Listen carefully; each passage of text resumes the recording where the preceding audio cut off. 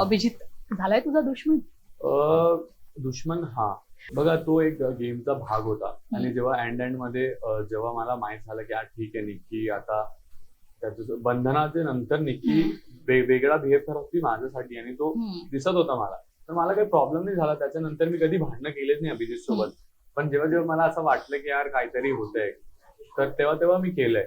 आणि तो एक गेमचा हिस्सा आहे, तो एक गेमचा भाग आहे. त्याच्यानंतर निक्की आणि मी सोबत तर नाही भेटणार ना त्याला, आणि तो भेटला पण तर तिकडे तसं होतं. आणि बाहेर तर तसं नाहीये, आणि बाहेर एक वेगळा झोन असतो.